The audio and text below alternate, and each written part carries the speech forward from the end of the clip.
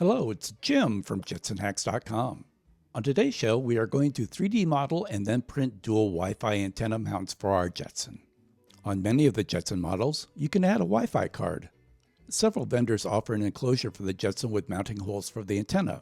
But what happens when you need to mount the antennas more remotely? Let's say you want to mount your antennas on a mobile platform. You want the antennas to be a good distance away from things like motors, which generate electromagnetic interference. What to do? We build our own, of course. Let's take a look at our mechanical drawing. Down here in A2, we can see our part.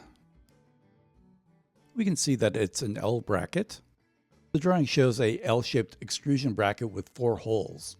2 of the holes are for attaching the bracket to a project using M3 screws. The 2 other holes are for mounting the antennas. We use an RP-SMA jack here. We see from the end view that the walls of the L shape are 2 millimeters. From the front view, we see that the height of the bracket is 16 millimeters, and the width of the bracket is 35 millimeters. The drawing does not call out the depth of the bracket here. We will assume that it is also 16 millimeters. In the top-down view, we can see that there is a call out for 2 holes, 3.3 millimeters in diameter. The symbol of the circle with the slash through it indicates diameter. That drafting class I took in 7th grade is really paying off, only a handful of decades later. The 2 holes are 15 millimeters apart on center. Let's start modeling this puppy. Let's open up Fusion 360 here. We'll start a new sketch. Let's put our sketch on the XY plane.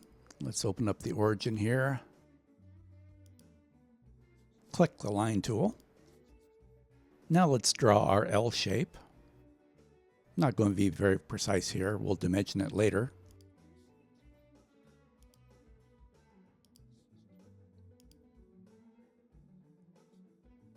Set the sketch dimension here.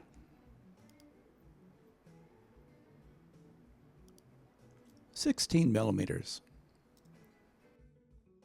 Let's double click on this side and set the dimension here to 16 millimeters.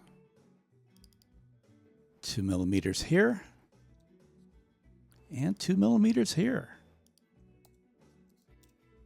Now we have our L. Now we hit finish. Let's hit the home view.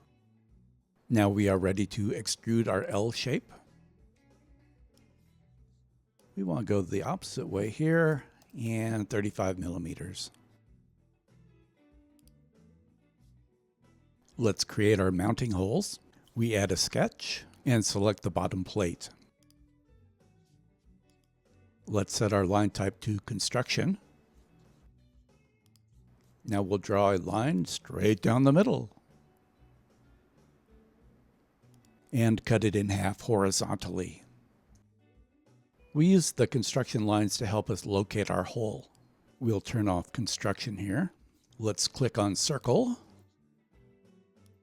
We'll set our circle and we'll call it 3.4 millimeters. Now let's dimension it, 15 millimeters divided by 2 from the horizontal center line. The circle turns black, indicating that it's now constrained in the drawing. Select the mirror tool. We select the hole. Select the line to mirror around. The hole shows up on the other side. Okay. Finish. Now go home. Now let's turn the 2 circles into holes. Shift click here to select the second one. Right click for the menu and extrude. Let's go down -2 millimeters. And now we have our 2 mounting holes. Let's take a look around it. Oh, it's beautiful.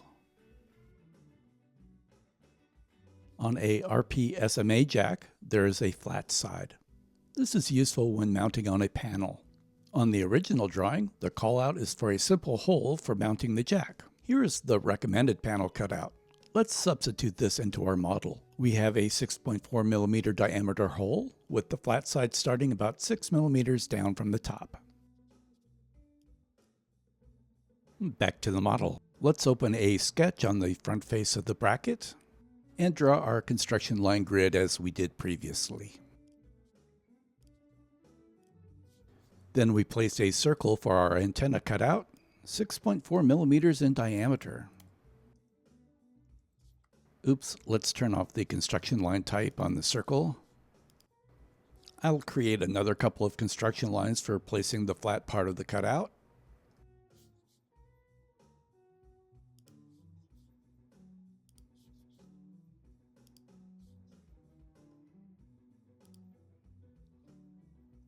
Then we place a tangent constraint on the top construction line to line up with the top of the circle.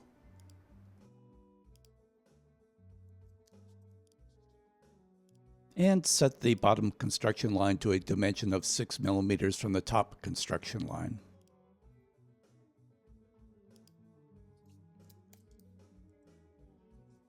Let's turn off the construction line type. Now we place the line for the bottom edge of the cutout.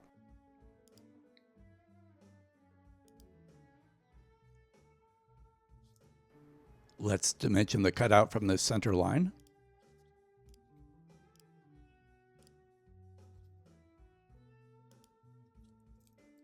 It is half of 17.5.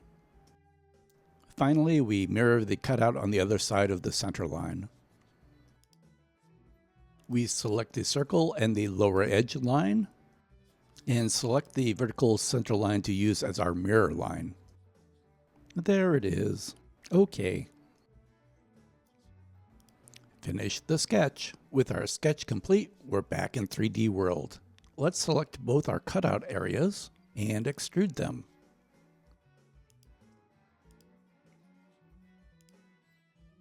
We'll go through the panel, so we use -2 millimeters. Let's put a fillet here where the two planes meet. 2 millimeters sounds about right. While we are here, we might as well fillet the corners also. Let's select all the corners.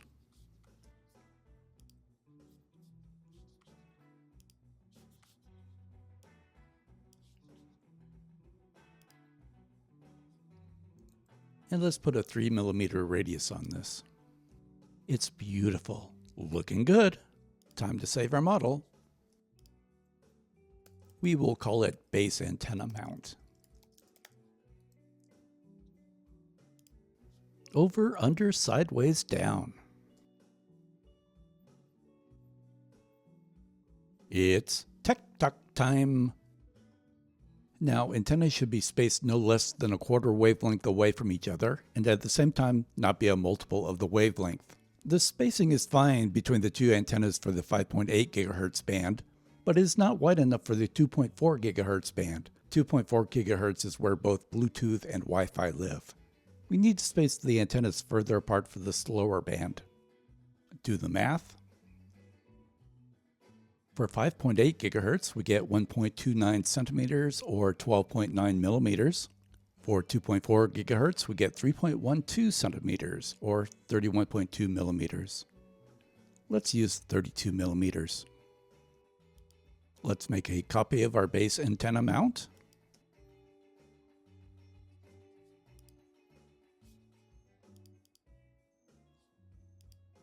Let's rename it. We will call it wide antenna mount. Now we open it up. Let's close the old one so we don't get confused. And when I say we, I mean me. We go back in our history and select the first extrude and select edit feature.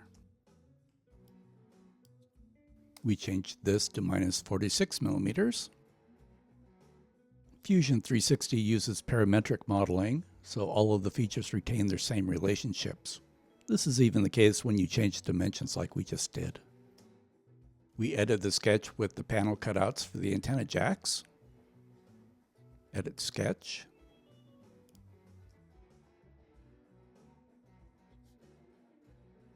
Double-click on the dimension and change 17.5 to 32. The cutouts move accordingly. That's why mirroring is useful in this case. Let's finish this. And here's our new antenna mount. For the MIT RACECAR, we need different mount points. Let's make a copy of wide antenna mount.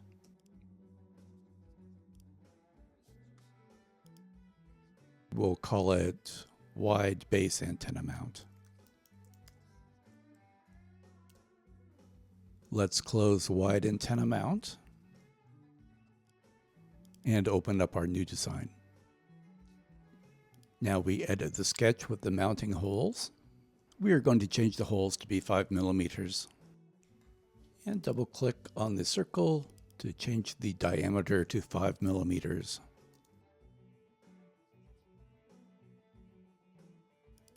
The mounting points are 1 inch apart, which is 25.4 millimeters. We divide that by 2 to position our circle. Finish the sketch. Now we are going to export our design to a STL file. We load up our design, then do File Export. Select STL as the file type. Fusion does the translation in the cloud. This translation took about 5 minutes this time. Let's take a look at the conversion in the file browser. There it is. I'll convert the other 2 designs and we can get along to 3D printing.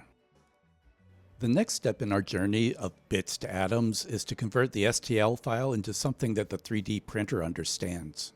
This is done with a program called a slicer, which converts the STL file to machine G code. Machine G code is a low-level computer driver language which tells the 3D printer where to position the extruder so that it can ooze out material. I like the word ooze, though I'm sure there's a better term. Here we are using a GUI slicer program to arrange our parts on the platter bed. There are built-in tools to help with the task, such as arrange. Fusion 360 has a different XYZ coordinate system than this slicer, so we need to rotate these parts. In effect, this translates the coordinate system for us. Once everything is arranged, we can slice the parts. Slicing generates specific instructions to print the design optimized for the particular 3D printer being used. Here I'm adding print supports, which help support our holes when they are being printed. There are a wide number of parameters that you can change to provide a print which suits your parts. Let's hit slice. We then take this information and export it to a file, typically called a G-code file. Using my advanced sneakernet, I take the file on a SD card over to the 3D printer and begin printing. This particular print took about an hour and 4 minutes. The whole process is rather mesmerizing to watch.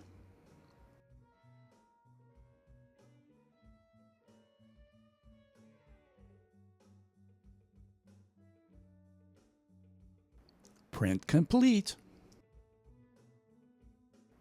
Here's the most satisfying process: removing new parts from the build plate. After removing the parts, we need to clean them up a bit. We want to remove any extra support material. A deburring tool is useful for cleaning up edges. You may also find needle nose pliers and diagonal cutters useful too. This is not a complicated build, it only takes a couple of minutes to tidy everything up.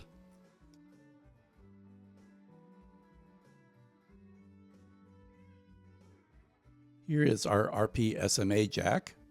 You can see the flat part here at the top. Let's remove the retaining nut and lock washer. The moment of truth, we put it into the panel cutout. It fits. Everything is right with the world. Let's test the other side. We're in like Flynn.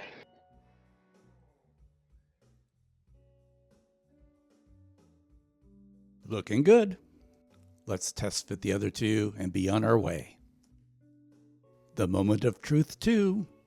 Let's attach it to our project. Grab our second screw.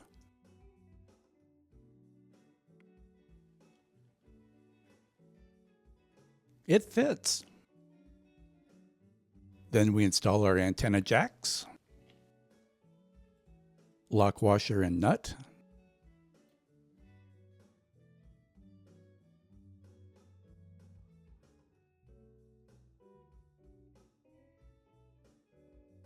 Next, we install our second jack.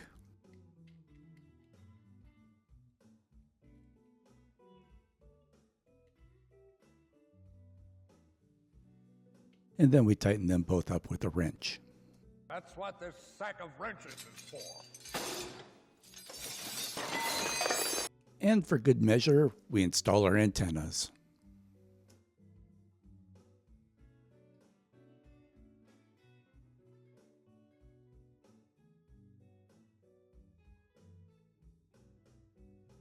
Installation complete.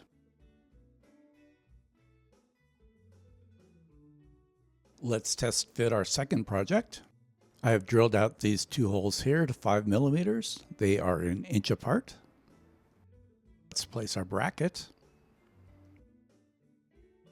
We are going to use an automotive panel fastener for attachment. It is called a Christmas tree. Line it up and press it in.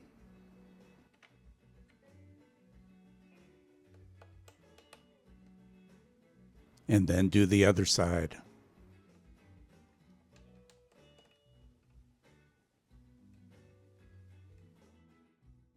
And to finish up, we install the jacks and the antennas.